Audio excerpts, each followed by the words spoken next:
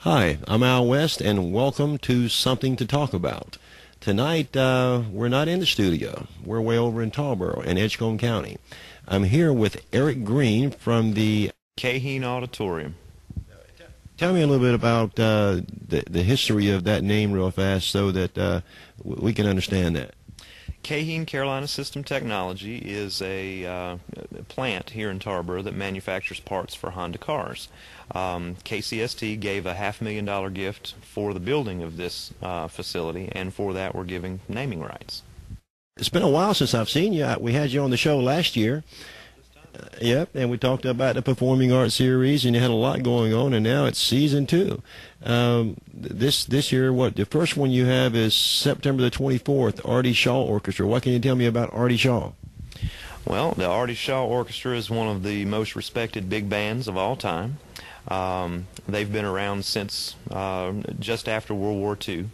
And Artie Shaw actually led the ensemble up through his retirement in 1983, at which time he handpicked Dick Johnson to be the director, another fine clarinet player, and Dick Johnson still to this day leads the orchestra. So we're really looking forward to having one of the best big bands of all time come to Tarboro and entertain. Last year the orchestra you had was Glenn Miller Orchestra. Am I correct in saying that you are probably the first person to host an orchestra in Edgecombe County? I don't know that there's ever been one in this county. Well, I can't say that I'm the first person to ever host an orchestra in Edgecombe County, because back in the day, tobacco warehouses used to be sites for big band dances.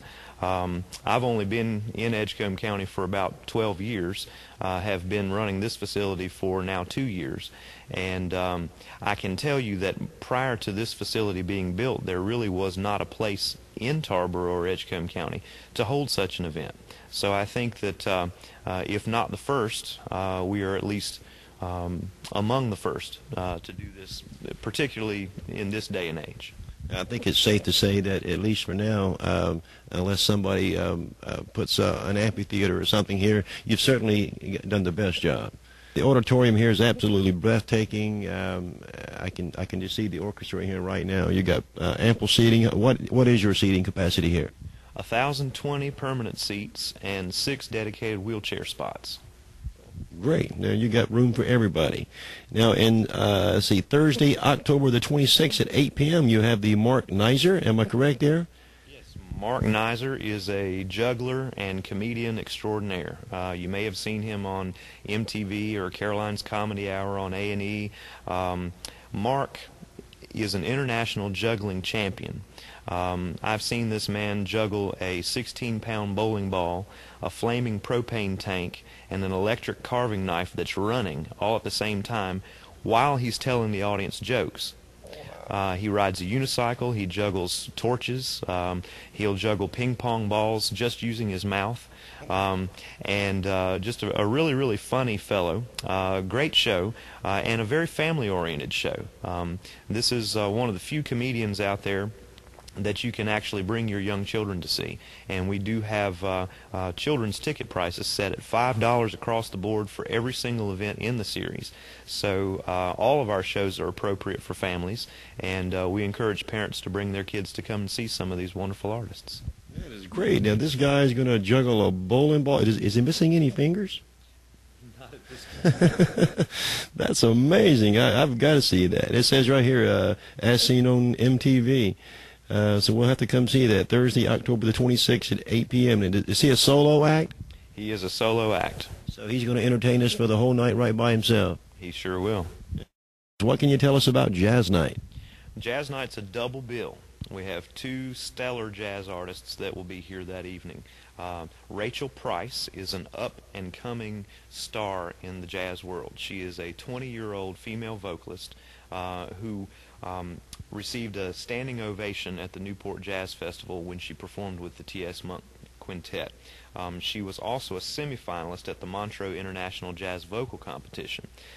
This is one of those artists that 10 years from now we're going to be able to say, yeah, we hired Rachel when we could afford her, because her price and her stock is going to escalate very quickly.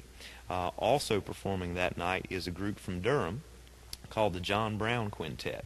I've had the pleasure of seeing the John Brown Quintet 3 times in the last year, and I would go again tomorrow. They do a wonderful conglomeration of new jazz pieces and traditional standards that have been reworked. John Brown is a phenomenal stand-up bass player. He also has a trumpeter, a saxophone player, keyboard player, and a drummer in the group, and they do a fantastic job. I think everyone will really enjoy Jazz Night. Jazz music is so exciting. I'm not that familiar with all the artists, but I know that jazz music is always a favorite. And you'll even find people who don't even know and understand what jazz is, and they'll listen to it on the radio and go, "Oh, I like that. It has an interesting, distinct sound to it."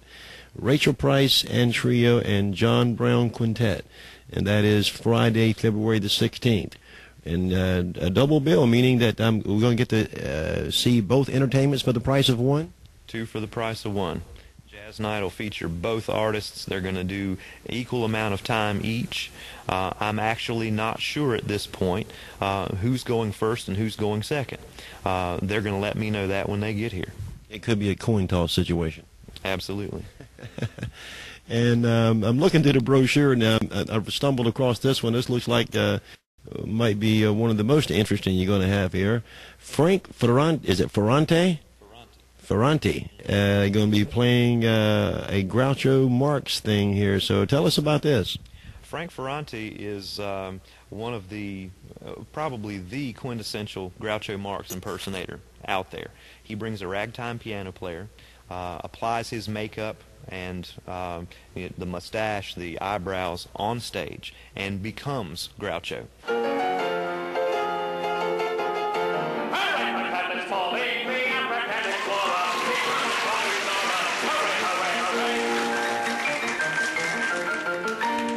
One morning I shot an elephant in my pajamas. How we got in my pajamas, I don't know.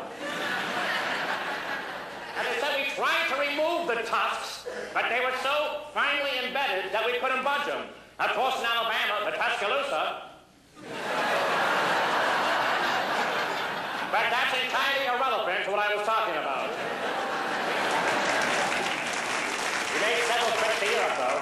And in 1933, we returned from Europe on the SS Europa. As the ship docked into the harbor, all the passengers went straight through customs. Harpo, Chico, Zeppo. But my wife and I and the kids were held up for 4 hours. Yeah, they went through all our luggage with a fine-tooth comb, and they made us go into separate rooms and take off all our clothes. And to this day, I still don't understand why. But it might have something to do with the way I filled out the customs form.